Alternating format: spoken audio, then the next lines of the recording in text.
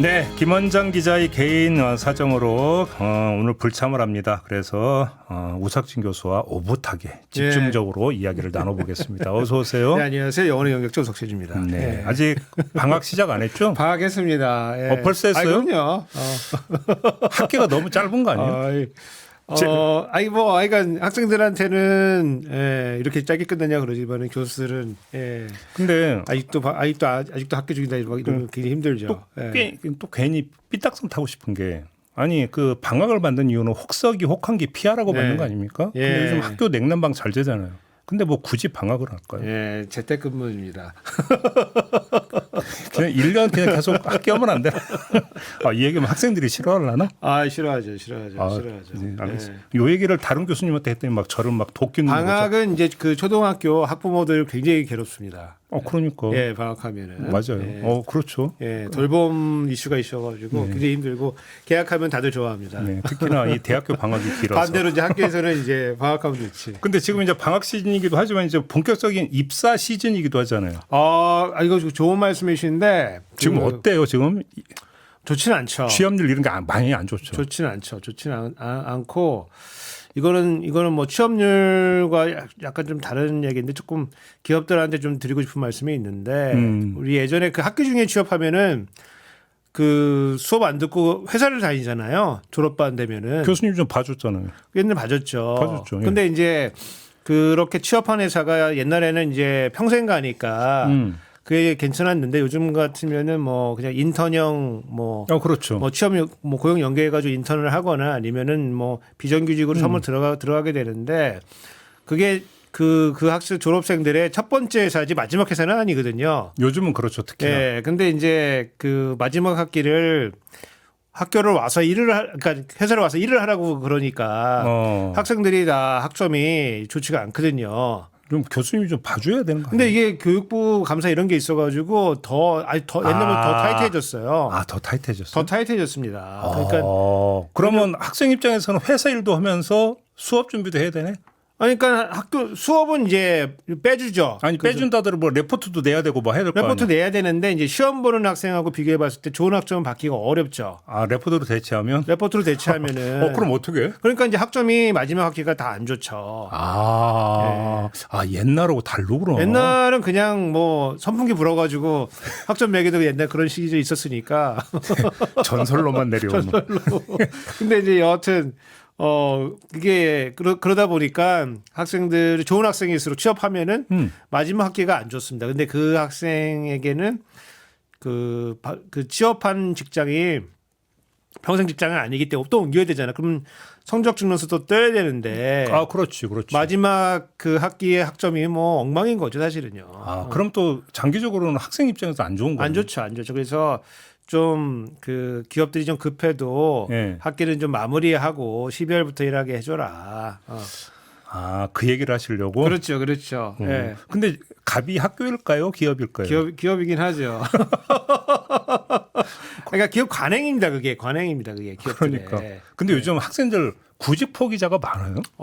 아무래도 좀 뭐 이른바 이제 쉬없음이라는 표현하는데 그 구직을 하지 않고 이제 그 비경제 활동으로 빠지는 이제 사람들이 좀 졸업하고 나서라도 있는데 그게 이제 그냥 쉬었음이 굉장히 지금 늘어나고 있어요. 그래요? 그냥 쉬었음이. 그래서 아무래도 지금 그 청년 실업이 실업률로는 큰 문제가 없어 보이지만은 노동시장 자체는 이제 상당히 좀 문제가 있고. 근데 교수님은 경제학과 교수님 아닙니까? 그렇습니다. 다른 과 중에서 경제학과는 좀 상대적으로 탁과에 비해서 취업이 좀 잘 되는 학과 아닌가요? 잘 됐다가 안 됐다가 뭐 그렇게 하는데 좀 체감하시는 건 어떠세요 요즘은? 저희는 그냥 뭐라고 하나 좀 약간 평균적인 수준은 유지를 하고 있어요.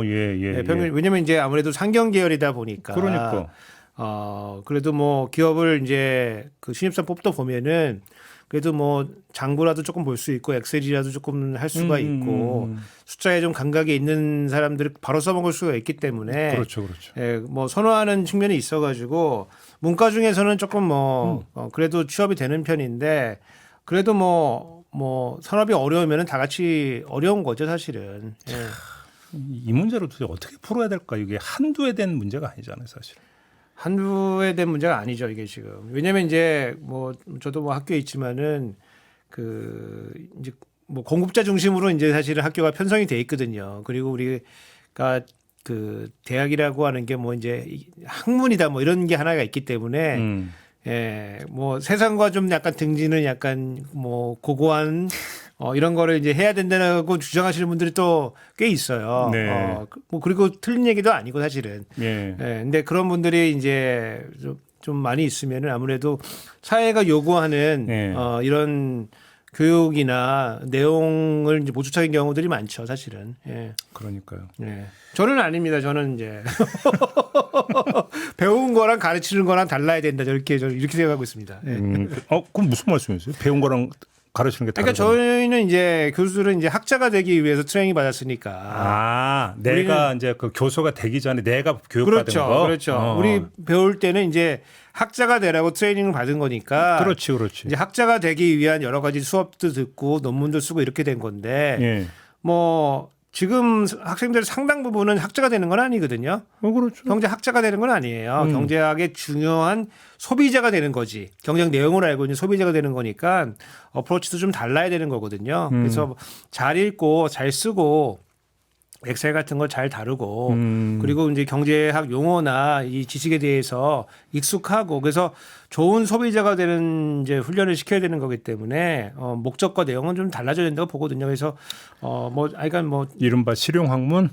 실용학문이라 볼 수도 있고 좋은 소비자가 되기 위해서 트레이닝 시킨다. 예. 그 목적을 좀 정하고 나면은 아무래도 내용을 조금 왜냐하면 경제학이라고 하는 게 뭐 수학이 좀 많이 필요하거든요. 그래서 제가 안 갔어요. 예, 수학이 많이 필요하거든요. 근데 학자가 되려면 그래요. 근데 소비자가 되려면은 수학이 또 그렇게 많이 필요한 건 아니에요. 그래서 뭐 계산기 두드리면 되지. 뭐 그 정도. 계산기 있으면 돼. 챗GPT 있잖아. 그러니까 그 정도면 되지. 물어보면 뭐. 되지. 네. 다만 이제 용어에 익숙하고 그 논리에 익숙해져야 되는 시간이 필요하기 때문에 소비자도 좀 이렇게 좀 훈련된 소비자가 될 필요가 있거든요. 그래서 그런 측면에서 경제학뿐만 아니고 자기 학생들 맡은 학생들이 어떤 요구사항이 있는가를 잘 보고 대학 교육도 바뀌어 나가야 되는지 이렇게 보고 있죠. 그럼 관련해서 한번 이재명 대통령이 그냥 쉬었으면 아까 말씀하셨던 이 청년들을 줄여라라고 지시를 했는데 어떤 정책 수단이 있을 수가 일단 있어요? 제가 그림 하나 들고 왔는데 혹시 예. 표가 있으면은 표를 좀 보여주시면은 그거 보면 이제 좋은데 아직 안 올라왔으니까 잠깐만 좀 기다려 주세요. 예. 저거. 저게 이제 그냥 쉬었음입니다. 저게. 오. 그래서 2000년대 초부터 뭐 최근까지 나와 있는 거고. 계속 우상향이네. 저게 이제 파란색이 20세에서 29세. 예. 그다음에 주황색이 30세, 39세. 저게 이제 쭉 이렇게 늘어나고 있거든요. 예. 그래서 조금 빠르게 늘고 있지 않다가 확 치솟은 게 저 언제예요, 저게? 저 치솟은 게 이제 코로나 전후해 가지고 최저임금 코로나 저렇게 합쳐가지고 확 늘었다가 조금 이제 줄어들었다 지금 다시 늘고 있거든요. 네. 근데 저게 이제 지금 심상치가 않은 게 우리 청년 세대의 규모 자체는 줄어들거든요. 저출산 때문에. 그렇지. 근데도 저 절대수가 늘어난 거기 때문에 그 비중은 많이 늘어나고 있다고 봐야 되는 거죠. 그래서 저게 이제 20대하고 30대 합치면 한 73만 명 이렇게 나오는데. 오, 그렇게 많아요? 예. 그래서 저게 지금 심각한 문제다 지금. 네. 왜냐면은 저게 입직 시기에 그냥 쉬는 거거든요. 근데 사람의 그 지식이라는 것도 인적 자본이에요. 휴먼 캐피탈. 캐피탈은 자본이라고 하는 거는 감가상각이 됩니다. 그거 지식도 그래요? 지식도 없어지죠. 한 6개월 쉬면은 다 까먹잖아 우리가. 그렇지. 다 까먹죠. 한 2년 정도 쉬면은 지식도 까먹을 뿐만 아니고 네트워크도 다 없어지거든요. 네, 그렇죠. 그러면 인적 자본이 없어져가지고 이제 일을 하기가 좀 어려워져요. 근데 이게 그 인생의 한 중후반쯤 그런 일이 발생되면은 타격이 좀 덜한데 입직 시기에 이제 이게 입직이 늦어지거나 아니면은 그 인적 자본을 잘 못 쌓게 되면은 그게 평생 갑니다. 평생 가고 나중에 연금까지 다 영향을 주는 거예요. 네. 그래서 이게 상당히 지금 중요한 시점에 지금 쉬는 거기 때문에 그 뭐 나이 들어서 50대가 쉬는 거하고 좀 질적으로 다른 거다. 순간의 선택이 인생을 좌우하는데. 그렇죠. 그래서 지금 원래대로라고 하면은 노동시장이 조금 그 잘 정비가 돼 있으면은 뭐 좋은 데 갈 수도 있지만은 조금 낮은 데 가서 자기가 경력을 좀 쌓은 다음에 실력 좋은 사람들 잠깐 위로 사다리 타고 이제 움직이는. 그러면 좋은데 그게 되나? 그러니까 이제 그게 지금 우리나라가 지금 옛날보다 더 막히고 있는 거 아니냐. 오히려 더. 예, 예를 들어서 대기업, 중소기업. 그러면은 뭐 미국 언론사 기자들 이제 이런 얘기를 들어보면은 뭐 지역지 기자 하다가 좋은 기사 써가지고 눈에 띄면은 또 한 단계 올라가고, 그렇죠. 그다음 또 한 단계 올라가고, 지역 방송, 지방 방송 갔다 중앙 방송, 쭉쭉 올라가서 방송. 이제 자기 실력에 따라서 이렇게 올라가는 건데, 그러면 이제 연봉도 올라가고 노동시장에 이제 이 동적인 이제 활발하기도 하고 이런 일이 벌어지는 건데, 우리나라도 사실 생각해 보면은 그러면 뭐 대기업에 처음에 가는 사람도 있겠지만은 좀 업종에 맞춰가지고 가서 내가 일을 하고 있다가 내가 실력이 발휘가 되면은 조금 더 좋은 데로 또 이동해 가는, 그리고 연봉을 올려가는, 그리고 좀 더 좋은 직업으로 이동해 가는 이 모빌리티라고 하는 이동성이 중요한데 이게 지금 점점 막혀가고 있다. 그러니까 그게 좀 역설적인 게 최근의 현상을 보면은 상시 채용이 늘어나고 있고, 그죠? 공채보다 상시 채용이 늘어나고 있고 헤드헌터 역할은 계속 커지고 있고 이런 상황인데도 오히려 사다리는 오히려 더 좁아졌거나 없어지고 있다. 이게 약간 역설적인 현상 아닙니까? 예를 들어서 뭐 지금 중소기업, 대기업의 임금 격차 그러면은 우리나라 지금 점점 더 벌어지고 있거든요. 어이구. 더 벌어지고 있어요. 그래서 약간 독일 같은 경우는 오히려 그게 조금 반대거든요. 그렇게 가야지. 중소기업이 조금 더 높아요. 더 높아요? 조금 더 높아요. 대기업보다 조금 더 높아요. 뭐 최근에 뭐 그 이재명 대통령이 뭐 국무회의에서 뭐 이런 말씀하셨는데 좀 불안정한 일자리일수록 조금 더 임금 많이 줘야 되는 거 아니냐. 노동시장이 잘 작동하려고 하면은 사실은 그 조금 더 작은 데가 조금 더 임금이 조금 더 많이 나오긴 나와야 되는 거죠, 사실은. 뭐 완전히 역전은 아니더라도 시간이 지나가게 되면은 경쟁에 따라 가지고 그게 이제 좀 붙어가야 되는 건데 우리나라는 지금 벌어지고 오히려 고착화되고 있는 거 아니냐. 그래서 그 이 구직자들, 청년 구직자들이 내가 중소기업에 한번 들어가게 되면은 거기서 그렇죠. 벗어날 수가 없다. 그러니까 이제 그냥 기다리는 거거든요. 지금 기회가 좋지 않아? 그럼 나는 조금 쉬겠어.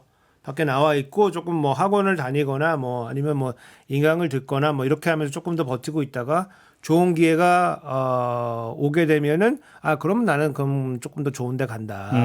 이게 그냥 시험이거든요, 이게. 그러니까 정상적이라고 하면은 그냥 쉬는 것보다는 인적 자본을 쌓아가지고 경력을 쌓는다. 왜 경력직 원한다면서? 그러니까 경력을 쌓아가지고 이렇게 가야 되는데 중소기업에 쌓은 경력이 위로 다 잘 전이가 되지 않는다. 이제 이거고 그 다음에 서울하고 이제 지방 간의 격차도 지금 더 벌어지고 있는 거거든요. 그렇죠. 예, 그러니까 서울에서 일자리 못 잡을 것 같으면은 이제 조금 더 기다리게 되는. 그래서 양극화 문제가 우리 뭐 그 한 20여 년 전에 이제 노무현 대통령 시절에 그 뭐 국토 균형 발전해 가지고 진행은 됐지만은 오히려 지금 20년 정도 지난 이 시점에서 봤을 때 더 지금 벌어지고 있는 거 아니냐. 뭐 그런 의미에서 최근에 뭐 김경수 지방시대위원장 뭐 5국 3특 그래서 그런 거가 인위적으로 우리가 만들어내지 않으면은 이런 청년 문제도 해결할 수가 없다. 그리고 요즘에 이제 이런 얘기도 많이 해요. 지방에 여성이 일할 수 있는 일자리가 많이 만들어져야 된다.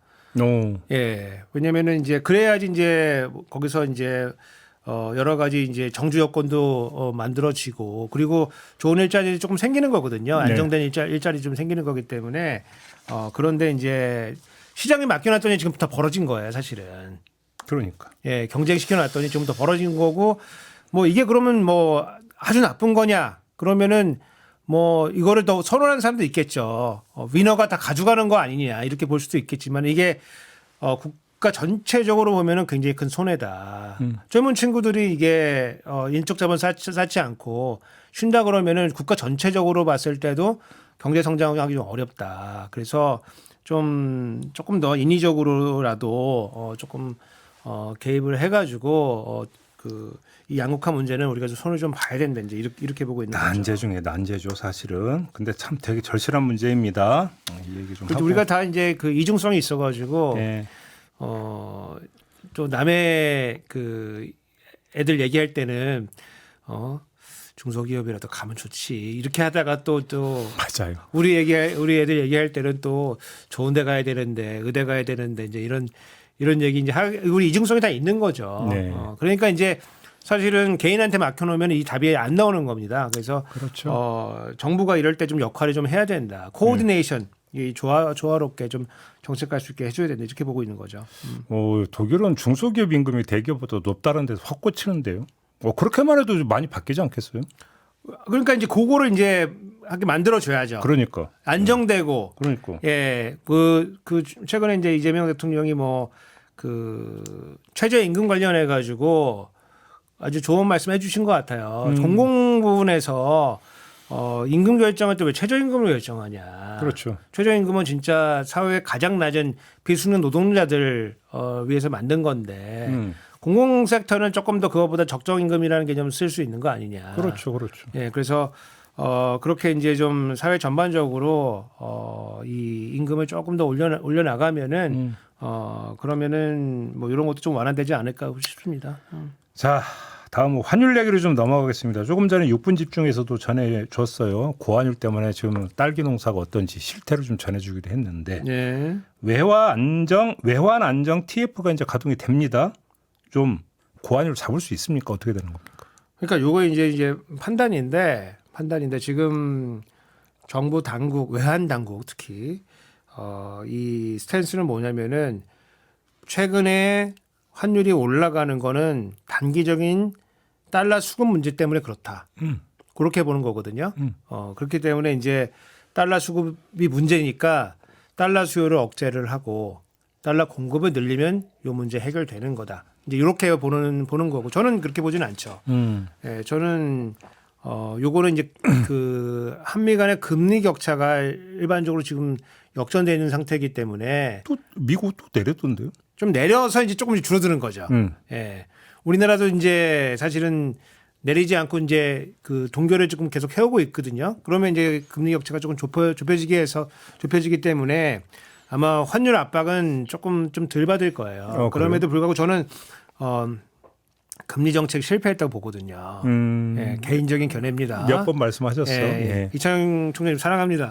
예. 타이밍 놓쳤다고 몇 번 말씀 주셨어요. 예. 그래서 놓친 것도 사실은 그 윤석열 정부 눈치 보느라고 그래서 전 그놈의 그 F4 그거 없애야 된다고 전 주장하고 있거든요. F4 거기에 이제 그 통화 당국이랑 재정 당국이랑 뭐 최소한 한 달에 한 번 옛날에는 바쁠 때는 매주 만나가지고 마치 한 몸처럼 움직였기 때문에 그러면 통화 정책 할 수가 없거든요. 그러면 경기가 어렵다 그러면 통화 정책을 어떻게 해? 금리를 어떻게 올려? 그러니까. 예, 그렇기 때문에 사실은 그거를 기조로 깔고서 그 지금 고환율 문제가 생긴다고 좀 보거든요. 네. 거기에 이제 수급 문제는 단기적으로 이제 다가오겠죠. 그런데 그러다 보니까 이제 그 저번 주에 이제 여기 우리 시선 중에도 구윤철 장관 와가지고 그 뭐 JB가 이제 뭐 국민연금 뭐 환율에 동원하는 거냐 물어보니까 화들짝 놀라면서 내색은 하지 않았지만 화들짝 놀라면서 절대 그렇지 않다. 네. 근데 사실은 지금 국민연금도 동원할 태세를 지금 하고 있는 거거든요. 동원할 거라고 보세요? 지금 동원이 되고 있을 겁니다 아마. 지금 그래요? 예, 동원이 되고 있을 겁니다 지금. 지금 소위 말하는 이 전략적 해지라고 하는 전술적 전략적 해지. 거기도 전술 전략에 나눠져 있습니다. 오, 그래요? 예. 얼마큼 우리가 해지를 할 거냐의 규모에 따라서 오. 전략적 전술적 해지 이렇게 나눠져 있는데 예. 그게 이제 그 추경호 이창용 작품입니다. 예, 기소된 추경호. 그게 이제 그 추경호 부총리 시절에 뭐 기억할지 모르겠지만 레고랜드 사태가 있었어요. 김진태 강원도. 그러면서 이제 우리나라 채권이 완전히 바닥이 됐거든요. 네, 그러니까 이제 외국 투자자들이 우리나라 채권을 막 던졌어요. 채권 가격이 떨어지니까 자기네들 포트폴리오가 문제가 생겼잖아요. 그러니까 채권을 막 던졌거든요. 채권 던지고 이제 달러를 바꿔서 나갔어요. 그러니까 환율이 갑자기 뛰어가지고 1,430원까지 뛰었거든요. 예. 그래가지고 뭐 지금만큼은 아니지만 거의 지금에 준하는 수준까지 뛰었어요. 그러니까 이제 외환당국 난리가 났죠. 난리가 나가지고 여러 가지 이제 돈을 동원을 했는데 외평기금이라고 그 외국환 평형기금이라고 거기에 이제 달러하고 원화가 있어가지고 그걸로 단기적인 이제 환율을 조정하는 수단을 썼었거든요. 그 돈이 바닥이 났어요. 뭐 바닥 났다는 건 좀 어폐가 있지만 그래도 돈이 많이 떨어졌습니다. 한 200억 달러 이제 쓰는 바람에 돈이 많이 가용한 달러가 많이 없어요. 그러다 보니까 그 한국 국부펀드라고 KIC라고 우리 외환을 이제 운영하는 그런 이제 뭐 공기업이 있는데 그 한국 국부펀드의 돈을 가져다 썼어요. 그 정도로 급하면은 막 갖다 씁니다. 이제 막 갖다 씁니다. 그래가지고 최근에 이제 그 윤건영 의원이 이제 그거 이제 어저께 그저께 그거를 이제 공개를 했는데 네. 이게 이제 외환 당국이 뭔가 문제가 생기면 이걸 덮으려고 이제 쓰면 안 되는 돈을 막 갖다 쓰기 시작하는 거예요. 근데 그 중에 하나가 이제 국민연금이고 전략적 해지라고 하는 그 해지를 해라 라는 수단을 통해 가지고 지금 일부 나선 걸로 지금 알려져 있어요.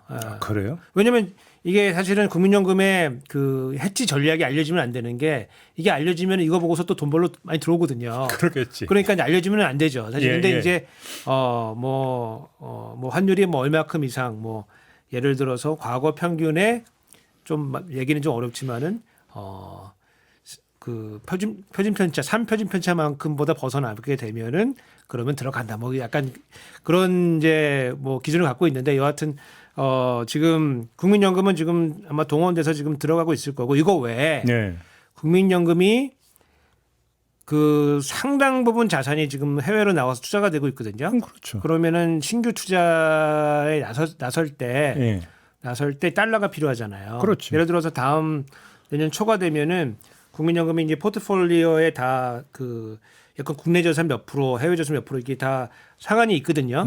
그러면은 연초가 되면 이게 리셋이 돼요. 그 다시 나가게 될 거면 달러를 구해야 되잖아요. 그럼 가뜩이나 환율이 안 좋은데 국민연금이 달러를 이제 그 산다는 건 달러 수요가 늘어난다는 얘기잖아요. 그럼 달러 가치 오를 거 아니겠습니까? 그러면 이거를 막기 위해서 한은에서 처음에 내서놨다는 건 우리가 달러가 많으니까 우리랑 수합하자, 바꾸자. 국민연금하고 국민연금 바꾸자. 그래서 $1 수합하자 해서 이게 지금 뭐 MOU는 협정은 이제 체결돼 있어요. 네. 근데 그거 가지고도 안 되니까 니네가 달러 필요하면은 해외에서 채권 발행해가지고 그렇게 조달해서 가. 국내에 조달하지 말고. 그래요? 지금 이제 그 방안이 지금 나온다는 겁니다. 지금 그 방안이. 그래서 사실은 그 돈을 빌린다는 거는 돈이 없어 돈 빌리는 거잖아요. 그렇죠. 국민연금 돈 많잖아. 그렇지. 달러가 채권을 발행하라고 했다고? 달러가 지금 없는 거지. 그렇죠. 돈은 많잖아요. 근데 니네가 달러빚을 내 가지고 외국에서 거기서 네가 돈을 빌려 가지고 가 달러를. 지금 그 방안을 추진한다는 겁니다. 지금. 그러니까 국내에서 달러 빼내면 안 되니까. 달러 빼내면 안 되니까 해외 나가서 니네 신용 좋잖아. 그러면 생이자 물어야 되는 거죠. 생이자를 무는 거죠. 그러면 국민연금 기금 건전성이 떨어지잖아요. 그러니까 수익률이 떨어지지. 다 우리한테 오는 거잖아요. 수익률이 떨어지지. 그러니까 이제 국민연금은 사실은 원래 해지도 하지 않아요.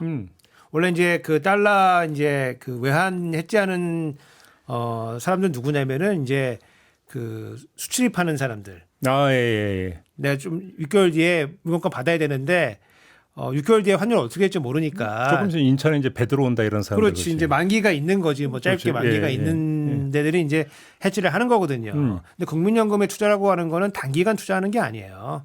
그렇죠. 예. 지금 뭐 한은이나 이제 기재부 입장 뭐냐면은 국민연금이 지금 지금 해외로 달러 자산을 사기 때문에 달러를 많이 필요로 하니까 지금 달러 수요가 크지만은 나중에 이제 해외 자산을 팔게 되면은 팔아서 달러가 이제 국내에 들어올 거 아니겠습니까? 그러면 달러 공급이 늘어나잖아요. 달러 공급이 늘어난다는 얘기는 달러 가격이 떨어진다는 얘기거든. 그러면 우리 환율이 지금 떨어지게 되는 거거든요. 그러면은 수출 기업들이 문제가 또 생기잖아요. 그렇죠. 그러니까 해지를 하라는 거예요. 근데 국민연금 입장에서 봤을 때는 야, 그거는 20년, 30년 뒤에 일인데 왜 지금 해지를 해? 약간 이제 그런 생각이 있고, 그 다음에 국민연금 전통적인 입장은 뭐냐면은, 야, 우리는 자연 해지가 되는 거야. 자연적으로 해지가 되기 때문에 이렇게 할 필요가 없고, 우리 만기가 있지가 않아. 만기가 열려져 있기 때문에 포지션은 다 열어놓는다가 기본적인 입장이었어요. 예. 근데 이제, 추경호 그 이창용 조가 이제 압박을 가했기 때문에 그러면 뭐 특이한 상황에 환율이 너무 뛰거나 너무 내리면은 정상으로 돌아갈 것 같으니까 그러면 우리가 해지하는 건 그냥 받아준다. 근데 이게 되게 특이한 게 뭐냐면은 공무원이나 공공기관 입장에서 보면은 해지를 안 할 이유는 없어요, 사실은. 아니 내 돈 들어가는 거 아니잖아. 국민연금 돈 들어가는 거 내 돈 내는 것도 아니잖아. 근데 그러면 예, 근데 거래에 있어가지고 보험 들라는 거니까 보험을 안 들 이유가 없는데 그동안 안 들었던 이유는 수익에 큰 타격이 된다고 봤기 때문에 안 들은 거거든요. 그래서 저는 뭐 할 수 있다고 봐요. 필요하면 해야지. 필요하면 해야 되는 거지만은 우리가 기관을 갈라놓은 거는 서로 독립적인 결정들을 하라는 거거든요. 그러면 정리해서 제가 하나 여쭤보고 싶은 게 지금 이 고환율을 그냥 뉴 노멀로 간주하고 그냥 놔두라는 걸까요? 뭐 어떻게 해야 된다고 생각하세요? 저는 뉴 노멀이라고 보죠. 당분간 뉴 노멀이다. 그러면 예를 들어서 지금 이래서 수입 물가 오르고 물가로 다시 어떤 거기에 귀결이 되고 그러면 어떤 서민 그 살림살이에 영향 좀 많이 주지 않겠어요? 그러니까 그 우리 지금 그 트럼프와 맺은 관세 협정이 네. 굉장히 어떤 측면에서 보면은 조공 같은 거죠, 사실 성질은. 우리가 조공이란 그런 단어까지는 쓰고 싶지 않지만 예, 최근에 아무튼. 이제 업스펠트라고 하는 이제 그 유명한 경제학자가 한국이 이제 트럼프랑 맺은 협정은 트리뷰트 일종의 트리뷰트다, 조공이다. 이렇게 보는 우리가 이름은 그렇게 붙이지 않았지만은 예. 우리가 큰 선을 보면서 지금 가는 거고 다만 이제 그 긍정적인 사고로 돌려가지고 조공이지만은 옛날에도 조공하면서 우리 조공 무역했거든요. 그렇죠. 그러니까 긍정적인 측면도 있다고 보는 거지만은 네. 예, 여하튼 그 수요가 있기 때문에 지금 달러가 미국으로 나가야 되는 거거든요. 지금. 그렇죠, 그렇죠. 그러니까 옛날 같았으면은 우리가 그 경상수지 흑자를 얻으면은 이제 그게 국내로 달러가 들어오면서 달러 공급이 되고 달러 공급이 되니까 달러 가격이 싸지고 그렇게 되면서 국내 내수도 활성화가 되고 소비도 활성화가 되고 환율도 안정화되는 이런 메커니즘이 돌아갔는데 지금은 이제 어떠냐면 달러가 안 들어옵니다. 왜냐하면 미국에 투자를 해야 되기 때문에 그러니까 쟁여놓는 거지. 국내 송금을 하게 되면은 그럼 다시 또 들어올 때 한번 환율 위험이 있고 나갈 때 또 환율 위험이 있어요. 그러니까 미국이나 이제 해외에 이제 파킹을 해놓는데 지금 이제 앞으로 한 10년 동안 이 상황이 바뀐다고 보기는 좀 어렵거든요, 사실은. 그러니까 그 뉴 노말을 부인하고 싶어도 그렇게 될 수밖에 없다. 될 수밖에 없다. 될 수밖에 없다 지금. 그래서 1,400 여기가 우리의 상단인지 아니면 1,500원을 뚫고 나갈 것인지 요거는 따져봐야 되겠지만은 이게 옛날처럼 1,200원 시절은 이제 안 온다. 그러면 교수님 말씀은 뉴 노멀로 인정을 하고 대신 서민 어떤 그 물가 부담 이런 것들은 다른 차원에서 대책을 강구해야 된다. 단계적으로 이 파도를 맞을 수 있게. 그런데 우리 그 파도가 오면은 방파제를 세우잖아요. 그렇죠. 야, 너 해외에서 소년에게 이런 거 그 시 보면은 그걸 지금도 기억하세요? 예, 철서 척사 뭐 이렇게 시작되는 그 그걸 다 지금도 외우고 그럼 있어요? 외우죠. 우리나라 고등학교 입시 교육에 그 폐 아닙니까? 그거 다 외워야 되는 거. 그러니까 보면은 이제 뭐 기계를 이제 그러니까 보여가지고 바로 맞아야 된다. 뭐 이런 생각 해볼 수 있지만은 그런 게 아니거든요. 방파제 세워가지고 예. 한 번에 맞을 것도 3번이나 4번에 맞아서 맞게. 지금 내생을 좀 길르자. 그러니까 이제 그거를 정부가 들어가서 역할을 해줘야 된다는 거죠. 그래요? 그렇게 해서 우리 IMF 이전에 우리 뭐 800원, 700원 이런 환율 살았습니다. 이거 언제 때 얘기예요? 예, 그리고 진짜 좋을 때는 600원, 500원도 있었어요. 600원, 500원 저 기억 못해요. 800원, 900원은 기억나요. 그거 바로 전이어서. 예. 예, 근데 아주 좋을 때는 아주 그런 시기도 있었습니다. 근데 지금 그런 얘기 안 하잖아요, 우리가. 예. 그런 의미에서 뉴노 그렇게 그러면 할 말은 없네. 지금 뭐 머릿속에 1,200원, 1,300원이 다 들어와 있는 거고 네. 지금 구조적으로 우리가 다시 1,200원, 1,100원 이 시기로 가기는 어렵다. 그래서 1,400원대 정도를 뉴노멀로 받아들이고 금리 정책과 이런 것들을 이제 펴야 된다든지 이렇게 보는 거죠. 오늘의 결론은 이거네요. 어쩔 수가 없다. 어쩔 수가 없다. 이게 그래서 그 산업부 장관이나 대통령이나 이 관세 협상을 끝나고 난그 바로 말한 거 중에 보면은 우리가 국력을 키워야 된다. 뭐 그런 얘기 하잖아요. 예.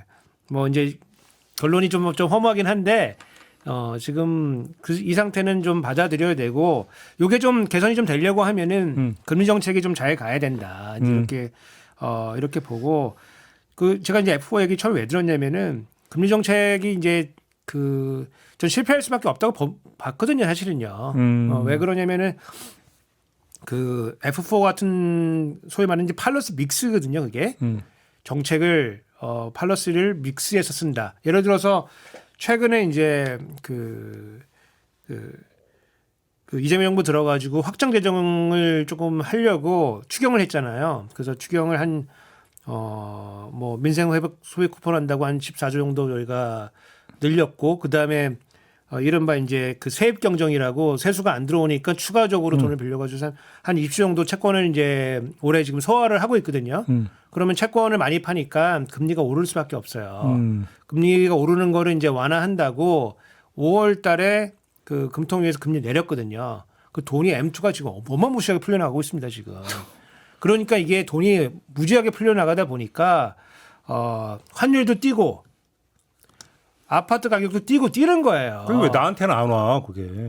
그게 또 이제 이 인플레 국면에서 자산을 갖고 있는 자와 갖고 있지 않은 자의 왜 위화감 조성을 그래? 그러게 애가 그래서 경제학 좀 배워야 되는데 네. 경제 배워야 되는 게 대박은 아니어도 파도 탈 때 같이 파도 타야 되는 거거든요. 여하튼 네. 그런데 그래서 우리가 이제 한국은행 얘기해서 조금 좀 미안하긴 한데 이제 한국은행이 독립적으로 의사결정을 한 우리가 이유가 있거든요, 사실은. 그렇죠. 예. 근데 지금 최근 한 3년 사이에 3, 4년 사이에 너무 가까워졌다. 그래서 지금 체계는 이창용 총재가 거시 경제에 있어가지고는 거의 탑급이기 때문에 하느님 독립성에서 밀리지는 않아요. 근데 이제 이창용 총재 만약에 물러나고 이제 임기가 거의 다 오거든요. 다음 사람 오고 기재부 부총리가 그립감이 센 사람이 오게 되면은 그러면 한국은행 남대문 출장소입니다, 기재부에. 옛날에 재무부 남대문 출장소라 불렀어요. 어떻게 연임 가능성은 어떻게 보세요? 그 안에서는 지금 불 붙었습니다, 그 안에서는. 예. 제가 그래서 어저께 하는데 높은 사람들 전화 쫙 돌려봤죠. 거기 이 사장님 사장님 어떠시냐 했더니 여하튼 안에서는 굉장히 좀 바라고 있는. 그러니까 제가 몇 주째 지금 교수님 말씀을 듣다 보니까 딱 얼핏 들으면 이창용 총재를 속칭 막 까는 것 같은데 잘 들어보면 그래도 그러니까 이창용만한 사람 없다 이 얘기하시는 것 같아요. 저는 그 말씀 드리는 게 아니고 실력 면에서는 그 얘기죠. 실력 면에서는 비교할 사람이 별로 없어요, 사실은. 국제적으로 보나 국내적으로 보나 이창용 총재님이 이제 완전히 다 서울로 이사하셨다 그러시더라고요. 외국 생활 완전히 이제 정리하고 가족들도 다 들어왔다. 예. 그래서 그럼 국내에 뭔가 뜻이 있으신 모양이다. 그렇게 보고. 근데 우리가 예컨대 한덕수 총리가 실력이 없어가지고 내란에 동조하고 이런 건 아니잖아요. 네. 그거는 실력이 있지만은 양심의 문제죠. 그때 역사 의식의 문제고. 그렇죠. 이제 눈치 보기 시작하면은 이제 실력이 무슨 소용이 있겠어요. 그렇죠. 그러니까 이창용 총재의 금리 정책이라고 하는 게 수백만 가지의 금리를 안 올릴 이유가 있는 거죠. 근데 그 중에서 제일 큰 거는 윤석열 눈치 본 거 아니겠습니까? 네. 올려야 될 때 못 올리게 되니까 그거는 기계거든요. 기계. 그래서 실력만의 문제는 아니다. 기세니까 프로 야구단이 생각이 나는데. 요즘에 하여간 케이블 TV에서 아임복서라고 하는 별걸 다 보셔요, 이건. 복싱 프로그램이 이제 그나저나 이창용 씨는 연락 안 와요? 한번 보자고 연락 안 옵니까? 모르겠습니다. 이제 계속 여기서 이렇게 얘기하는데 연락 안 와요? 저같이 그냥 조용한 경제학자를 뭐 부르겠어요. 피해 훌륭함은 많으시. 피해 다니는 거 아니에요, 교수님 혹시? 아이. 근데 요즘에 뭐 하여간 그 다들 그 칭송을 많이 하고 있어가지고 또 우리 또 제이비한테 삐딱선 소리 있지 않습니까? 네네네. 저희라도 조금 이렇게 쉽게 하면 좀 독립성을 가지고 줏대 있게 나가라 이 말씀이시잖아요. 기계를 보여줘야 된다. 그렇죠. 네. 이걸 오늘의 결론으로 삼도록 하겠습니다. 마무리해야 되겠네요. 수고하셨어요, 교수님. 감사합니다. 네, 저도 물러가겠습니다. 고맙습니다.